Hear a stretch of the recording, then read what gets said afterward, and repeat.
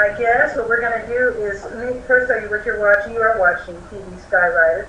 Skywriter is a funny name, but I just happened to publish a community newspaper called the Durham Skywriter here in Durham, North Carolina. A radio show called Radio Skywriter, which just ended on WNCU. It airs from 6:30 to 7. It's pre-recorded, obviously. And this is TV Skywriter. I talk to writers and musicians, artists, just creative people, entrepreneurs. And my friend Frank White told me about this gentleman, Chuck Dozier. He's here with us. He's at his home in Hillsborough, North Carolina. This is the book that he wrote. Actually, it's one of several upcoming, right? That is correct. And this one is called The Second Time Around. So I want to welcome you to the show, Chuck Dozier. Thank you. I appreciate it. And I'm happy to be here. Absolutely. Now I have two questions I want to start out with. All right. One, were you an avid reader as a kid? And then number two, did you know as a kid that you would end up writing books? Oh, gosh. Actually, no, I was not an avid reader as a kid. In fact, I didn't even like reading, to be honest with you. I got into reading after college. I got into reading, and I began to develop a passion for it. And you know, just probably in the last 20 years, I've really gotten into reading, and I have a lot of authors that I follow, and then all of that kind of transformed into writing, which is what I have a passion for now. Okay, and you asked the second question. When you started getting into reading after college, what, fiction, mysteries, nonfiction, what? Mostly fiction. I just enjoy reading, and a good story captures my attention. And it doesn't matter if it's fiction or a fact, but I just like a good story, and so most of what I do is fiction. You're talking about people like Terry McMillan, Jackie Collins, Nora Roberts, people of that nature. Those are some of the artists that I follow. Yeah. Excellent. So I'd like to know how you got the idea for writing The Second Time Around. Well, about 10 years ago or so, actually it started well before that, maybe 20 years ago, I was asked by someone, I was prompted by someone to publish something that I had written, and I always kind of kept it in the back of my mind. And about 10 years ago, and I moved to North Carolina, I guess about 8 years ago, I had plenty of time on my hands, and I started reading through a lot of my old memoirs and looking at some of my old pictures, and I bumped into a friend of mine whom I had not talked to for years and years, probably 14 or 15 years. And she lives in West Virginia, and she was the inspiration for this novel. So we started talking on the phone and just kind of catching up on old times and all that good stuff. And the premise of this story is based on the results of that conversation, and we just kind of took off from there. Interesting. Tell us what the book is about. The book is about a couple that meets a young man that right out of college, he moves to a little southern town in Pennsylvania, and he meets an attractive middle-aged lady who's about 10 years his senior. And they had developed a relationship and are together for about 4 or 5 years. And then he has to move away. His company transfers him to another town, and the lady that he has a relationship with doesn't follow along with him because she fears that the age difference between them would allow their relationship to deteriorate over time. So she chose to stay in the little town in Pennsylvania, and they drifted apart. Well, years later, they reconnected after he had gone on and had his own family and was living on the West Coast. And they reconnected, and then she realized that she still had strong feelings for him, and he was having problems in his marriage, and things kind of developed between them again at this late date, and then he began to wonder if he had chosen the wrong woman for his life mate.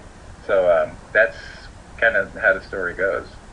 Interesting, because that's a story that we hear about every now and then. Absolutely. Yeah. So how long did it take for you to write it? And I'm asking you some questions for beginning writers or for people who are considering writing fiction. Sure. So do you map out your story very carefully? I know some writers say that they develop their characters and just go where the characters want to take them. So how do you do it? Well, I'm one of those. What I did, I call myself a what-if writer. I have a number of things that happen in my life, and I think about these things, and I start a process that starts the dialogue. And once I start writing the book, it just kind of develops on its own. The characters kind of take on a life of their own, and they just, whatever comes. Most times I don't know what's going to happen in the next paragraph. I write primarily nonfiction, being a journalist, so right. That mystifies me how you can write a story and not know where it's going. I trust the story. I trust the characters. Once I develop the main characters and start the story, then I let the main character determine what's going to happen in the story. And I know that sounds crazy, but it really does. It works for you. I'm one of those people. I let the story tell itself, and I just act as the narrator, if you will, or the scribe, and it goes from there. Okay, and here's another question that some beginning writers might ask you. Once you finish the story, do you rewrite it or simply edit it? I simply edit it. Because I allow the story to create its own flavor, I don't believe that I should involve myself in changing it all. I mean, to a degree, that's true. But if the story developed the way that I allow it to, or it does in my mind, then I let it go. I don't try to change it. I go back and edit it and tweak it, and I rethink some things and all of that. But I never change the overall story. It just, the life of the story is based on what it told me when I was writing it, and I leave it that way. Okay. So here's another question. How do you know how to start your story? Some writers really agonize over setting the stage and end up writing pages and pages of description. So how do you know how to start the story, whether you start writing in the middle, and how do you know when the story is told? How do you know when to stop writing? When I have the time to start writing, when I start a story, it's usually based on an idea that pops in my mind, or something that develops from a conversation I had with someone, or an incident that happened in my life or in someone else's life, or something of that nature. And I start recording it. If it's interesting enough to me, I start recording the incident, or whatever the case may be. And once you talking to a tape recorder? Or? No, my fingers do the writing. I never tape anything. I always sit down and I start typing, and when I start typing, the story just goes. Wow. Okay, so how do you know when the story's over? That's difficult. And many times you don't. In this particular case, in the second time around, that story came to a point where it just made sense that this is a time to end it. And the sequel will tell the outcome of what the original story was. But it just got to that point where it was obvious to me that this is the time to stop this story. Right, because I guess they say very often when you write a story, you reach a high point, right? Then you resolve it, and then you hit another crisis, and then you continue. Right. A lot of that, you'll find a lot of that in this book, as a matter of fact. There's some highs and lows and ups and downs and that kind of thing. But at some point, the main characters all coalesce, and it gets to a point where you think, okay, now this is a point where this has to come to a conclusion, or at least it has to take a break, whatever. In this particular case, it took a break, and the sequel will continue the story to a conclusion. Now, if I were like a critic, which I'm not, one thing that I would say is that your writing is conversational, easy to read, and that doesn't mean simplistic. But you have a nice flow, you know what I mean? Yes. It's not difficult to get into the story. I How did you develop that, or did you have to actually work at it? I didn't. I think that is as a result of the way that I allowed the story to tell itself. If I was conducting it or forcing it to go in one direction or another, it may not be that easy. It may not be that comfortable to read. But what I do is, as I'm writing, I allow the story to tell itself, so it becomes more conversational than a story that is obviously forced into a particular direction. So I guess that's what you're sensing as you read the book. Yeah. So does that mean that you actually wonder what's going to happen, like anyone else would? I do. I do, and people laugh at me a lot about that, but as I said earlier, I don't know many times what's going to happen in the next paragraph. I know what's going on right now, and the character will tell me what's going to happen in the next paragraph. So I just keep writing, and then things come up. Because one thing may determine what happens the next time around, and I don't know what that is until I'm in it and writing it. Now here's another beginning question. Okay, there's an event in this book where the dad falls out of the boat. He's taking the kids fishing. Okay.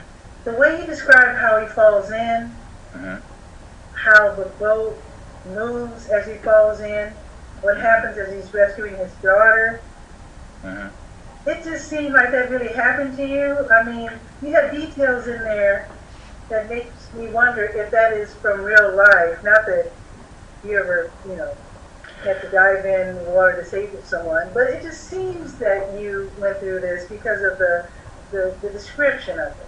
Right. I'm a country boy at heart. I grew up in the country, and a lot of the things you see described in here were things that I'm familiar with. Now, I've never had an incident exactly like what I describe in the book, but I know the sensations. I know the kind of the feelings of the characters as it's happening, and in order to describe it in a way that the reader can bring themselves into the story, you have to include those little details. And I try as best I can throughout the story to include those details that will make it clear to the reader exactly what's happening, and have them sense it and feel it the same way that I do as I'm writing it. So that's... I think it makes it more engrossing too, because it seems like it's really happening. Right. Now, but that's the intent. Here's something else I noticed in your book, and I mentioned this to you yesterday when we were doing our test run.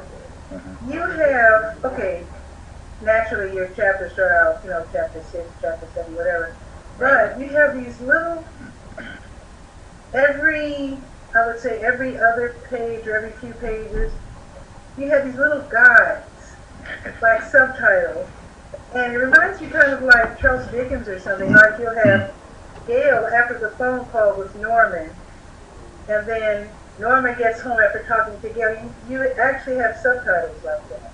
And I think, I'm going to say the same thing I said yesterday, it's really helpful to people who, you know how it is, you're reading and someone's saying, hurry up, let's go, we got to go somewhere, and you're like, let me finish this chapter real quick. But by your thoughtfully putting in these subtitles, I think it enables someone to put the book down for a second and to be able to more easily get back into the book when they come back. Well, I appreciate that. Was that on purpose? Was that an accident that are you a big Charles Dickens fan or what? I'm not a big Charles Dickens fan. The way that all developed is when I'm writing, and right now I am in the process of writing probably somewhere in the neighborhood of 14 or 15 different manuscripts that I'm working on, all different stories not related to each other. When I'm writing, I write what's in my head and what happens in the story until I run out. And when I've exhausted that, then I drop the story. And I may drop it for a week, a month, or a year, and come back to it. When I come back to it, by having those little subtitles, it allowed me to go back, and I knew what was happening in the story, so I could go back a few pages and read it and catch up, and then take off from there with new ideas, new thoughts that I've developed over that period of time, the absence and all of that, and bring it in.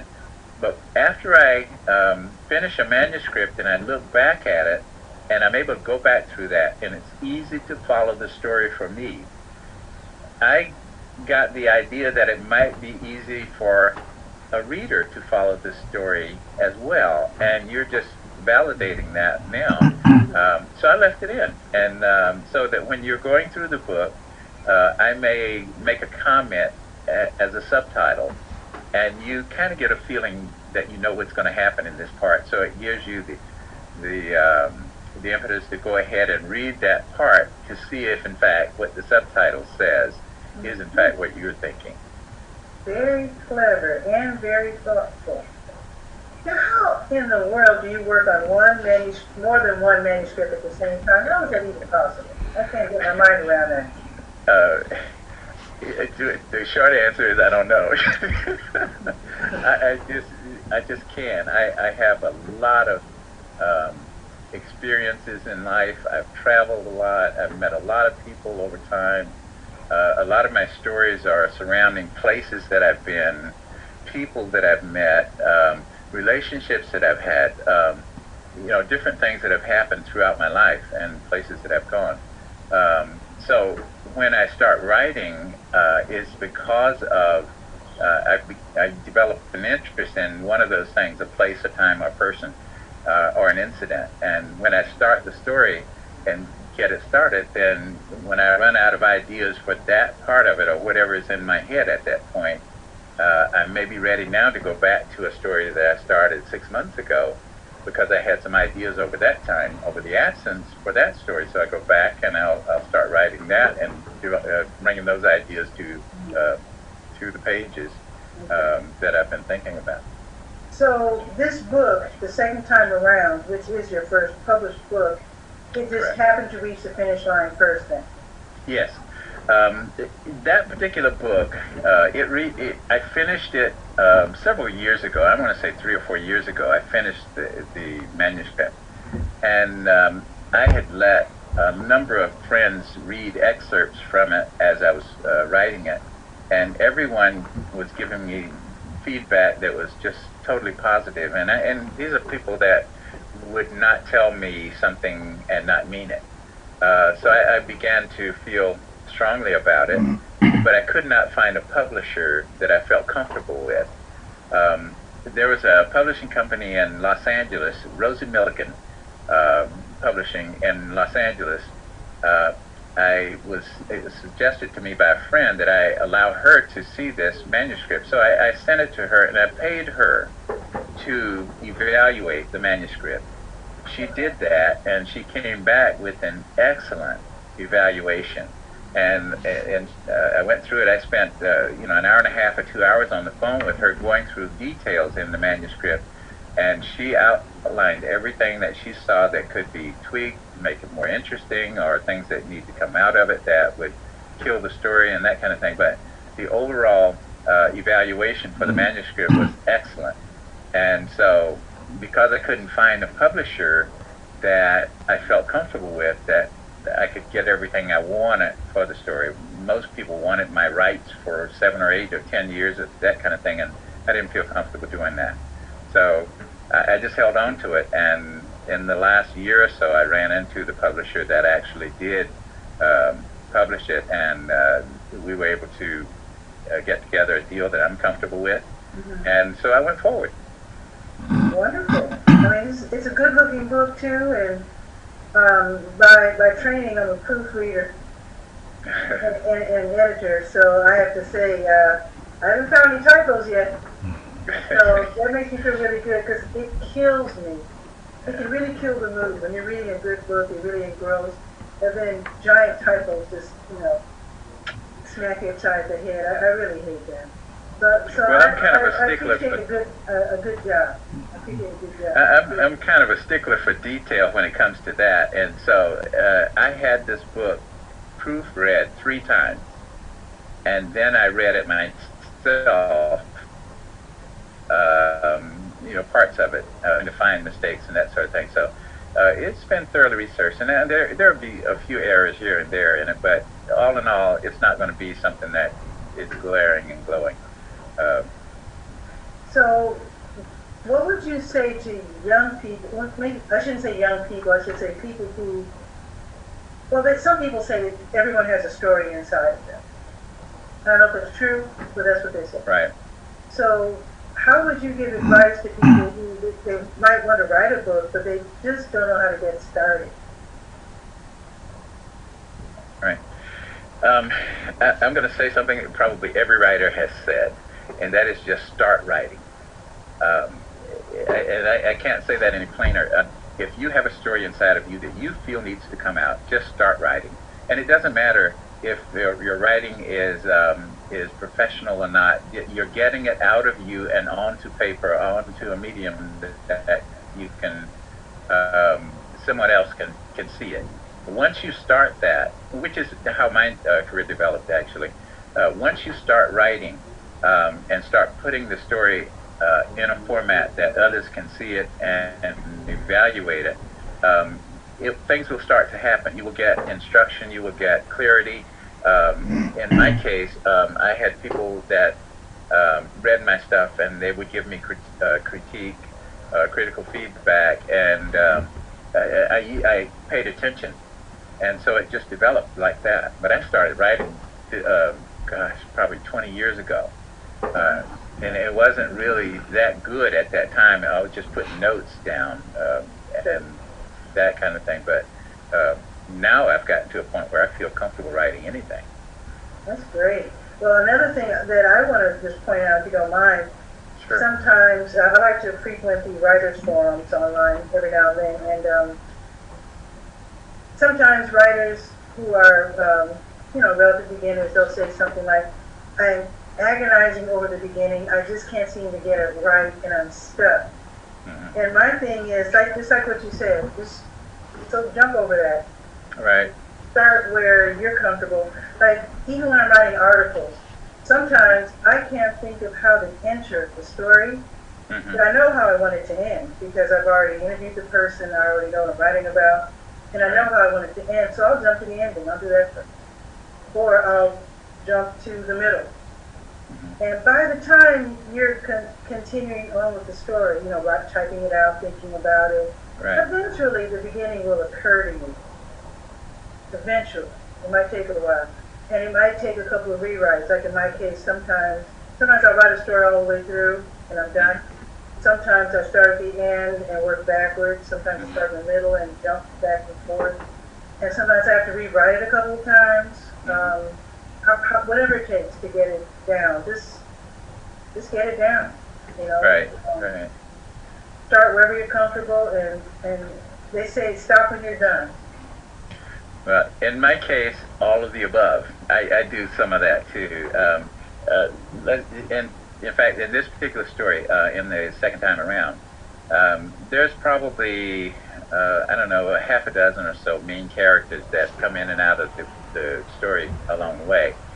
I may be writing about Gail this week, and I'm writing everything that I can think of about Gail, but Gail depends on what Gail does depends on what Norman does in the next part of the story. So I'll write about Gail and Norman, and then maybe Janice comes back into the story, but anyway, I'll get to a point where I've said all that Gail can say, and I've said all that Norman can say. I will go away from that. If I get to a point where I don't know what they want to say next, I'll just stop the story. And I'll make a note to myself at that point, continue this. And then I move on to another character. And I'll take that character and I will say whatever they have to say. And I'll come back at some point, maybe a week, maybe a month, whatever. I'll come back. But I'll have that note there that says, there was an idea, this story is not complete. This part of the story is not complete, so I need to go back and complete this. And that's what where I'll start with that note and go back and complete that thought. And it usually at that point it's clear and it coalesces and moves forward. Interesting. Now, again, this is your first published book, so which book is making its way toward the finish line next, or do you want to tell us about that yet? This book has a sequel. This book is the second time around. The sequel will be called Bouncing Back. And Bouncing Back is almost finished. I have a deadline for myself of July, mid-July, to finish it. So I'm about 2/3 of the way finished with it now. And the reason it hasn't finished is because I wanted to get a reaction from the readers of the second time around before Bouncing Back could be complete. In order to guide the storyline, or what? Well, I wanted to understand how interesting the story was from a reader's perspective, not just people that are close to me and around me. I want people that have never heard of me, people that never read my stuff, that didn't even know who I am. I wanted to find out what they thought. And the feedback that I've gotten from people like that tells me what needs to go into the next story and kind of what happens with the sequel. So the story has a basic premise and it's going on on its way, but the feedback that I've gotten determines whether this story is interesting enough to be a 2-book series or maybe even a trilogy. I don't know at this point, but the sequel will definitely be as good, if not better, than the original book. Awesome. Do you foresee this being a movie? I don't know how books become movies. Do you think this would make a good movie? I think it would. I think it'd be a very good movie, actually. I've thought about that, and I've had discussion with some people about it. Nothing serious, of course, but I would love to have someone that is in that business pick up the story and look it over and see if, in fact, they think it would make a good enough story for a movie. Well, one thing that sets it apart is something I'm going to read from the back cover here.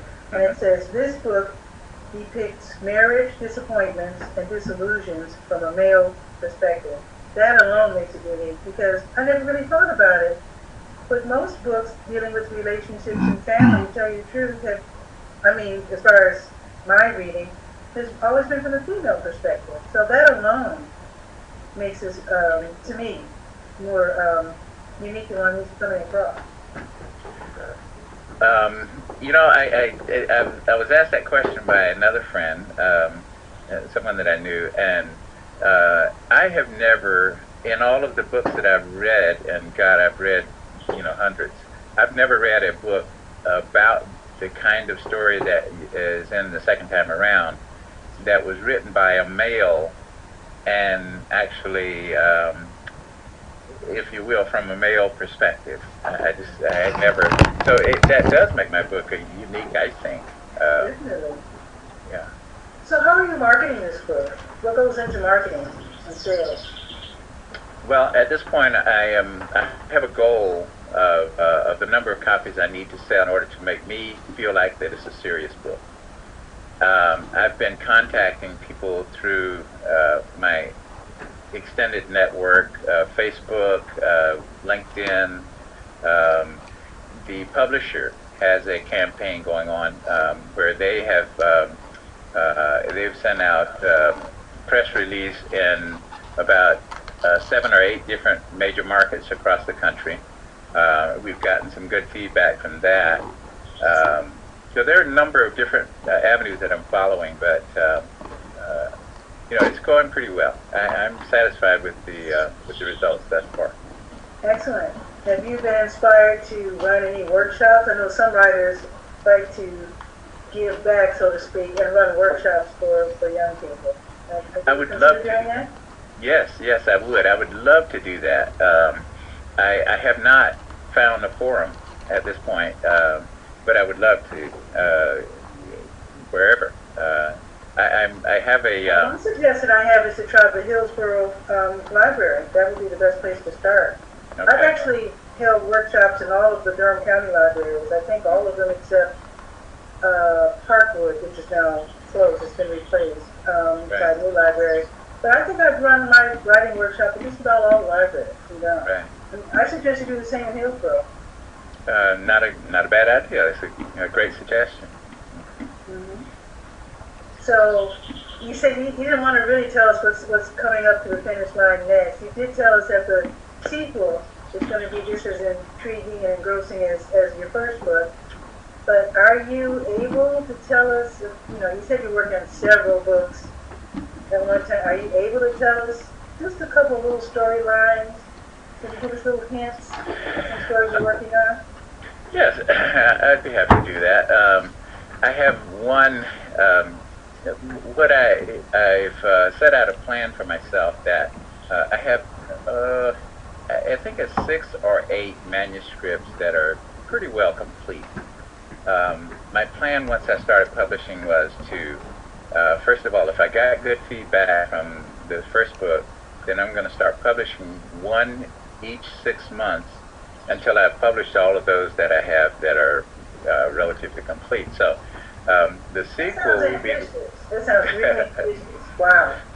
Well, the sequel will be the next one, and I'm targeting the September-October time frame to have it in print. Then next spring, I have another novel that is completed already. It's set in West Virginia, and it's a really good story.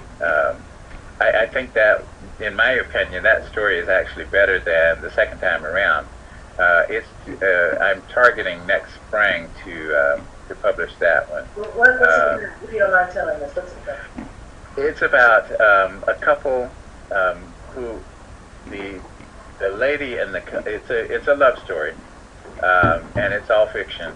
The lady in the story was married, and she meets the guy in the story, and it's called Reese's Rock is the name of the story, and they didn't know each other's favorite place in the woods was this particular rock, and it was a large rock that was deep in the woods, and the guy in the story would go there and on a hunting trip, but he would never kill anything. He just sat there with his gun and watched the animals, and he enjoyed the nature of it and all of that good stuff. The lady in the story was an avid hunter and very good marksman, and she would go there and use the rock to actually kill animals, and they met at the rocks one day and had a rendezvous liaison, and then left without any contact with each other and or any contact information. And so they kept going back to the rock to see if they could catch up with the other person, and that goes on for years. So that's kind of how that works. Interesting. Now, some writers can't think of a name until they're done. So, are you one of those writers who thinks of a title first and then writes to the title, or you just happen to be able to come up with the title just for these 3 particular books? I am one of those writers that the title is the first thing that comes to my mind. And I write the story around the title. And in the case of the story that I just outlined, Reese's Rock, that story is all about the rock, and everything has to come back to the rock. So once I found out what the title was going to be, I knew what the story was how it was going to develop.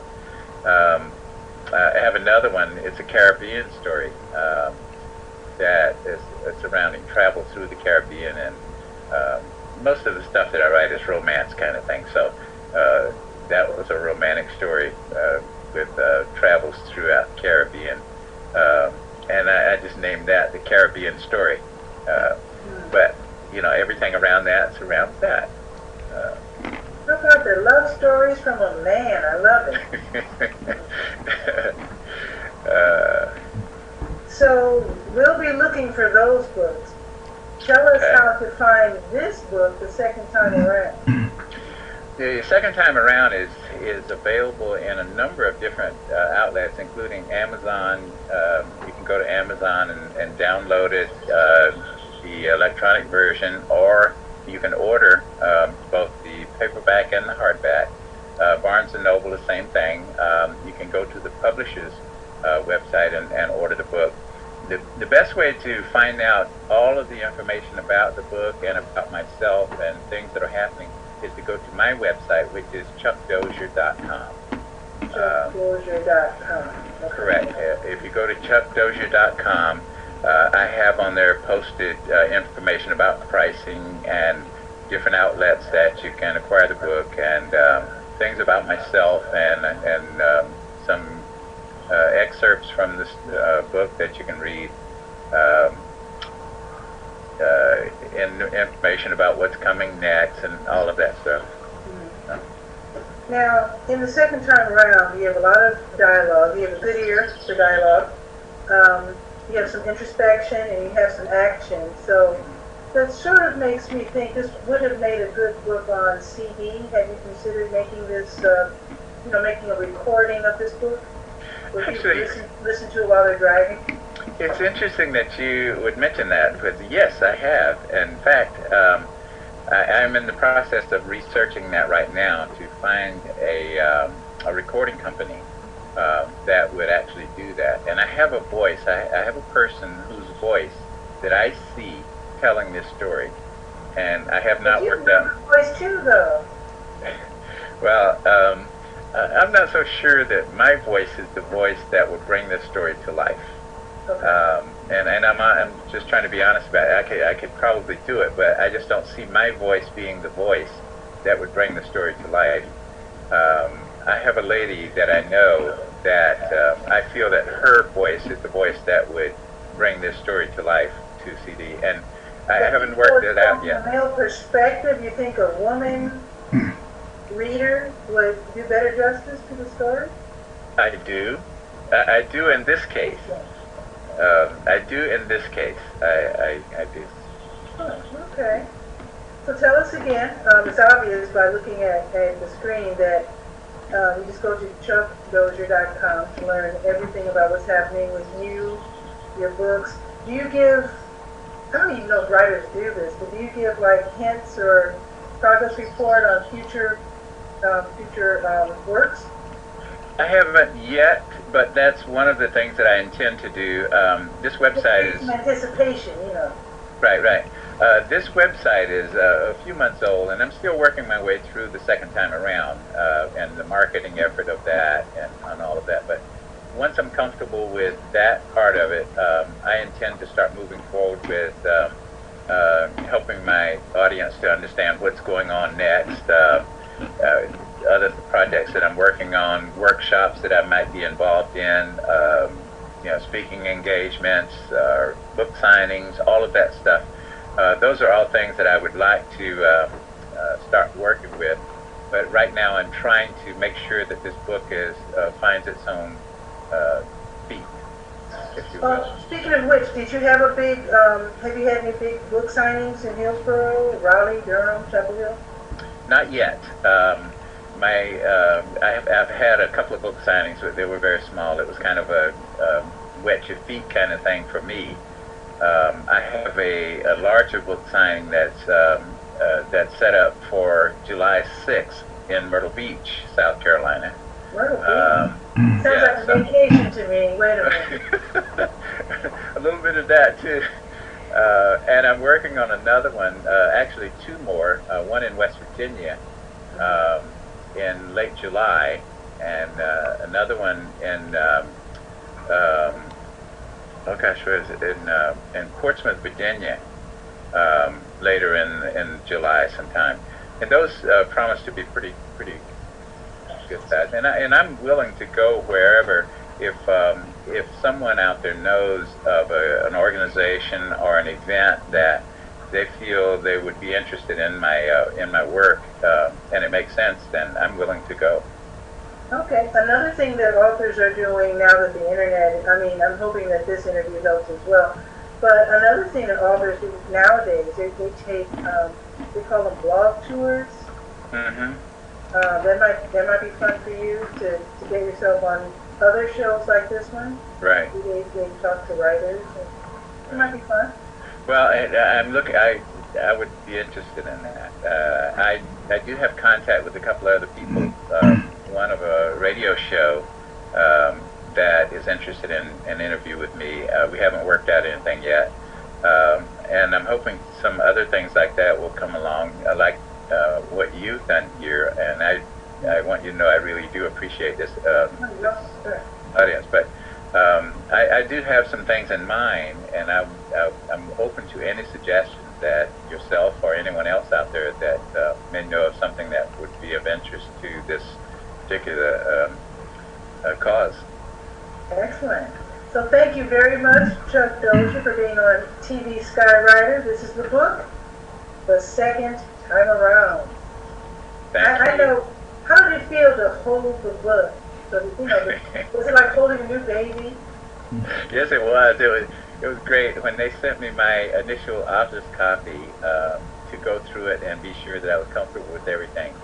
I carried it with me for a couple of days, feeling it, just funneling it like it was my baby, and yeah, it's a great feeling. Very good. Cool. So I guess you'll be feeling that in the next few months, and then every 6 months after that, or so, 6 or 7 months. Yes. Okay, so thanks very much for being on TV Skywriter. Now, if you'd like to be a guest on TV Skywriter, if you're a writer, musician, visual artist, entrepreneur, if you're just really interesting and creative, get in contact. You see here, DurhamSkywriter.com. You can write to me at DurhamSkywriter@gmail.com. Be sure to read the Durham Skywriter community paper, which is at DurhamSkywriter.com if you live in the area, or even if you don't. If you've never seen an all-positive community paper, which sounds kind of crazy, but it works for me, so check that out if you want to see something like that. Okay, my phone number is 919-809-9682. Don't mind giving that out. So get in contact with me any way you can if you want to be on the show. And I'll see you next Sunday. Ciao.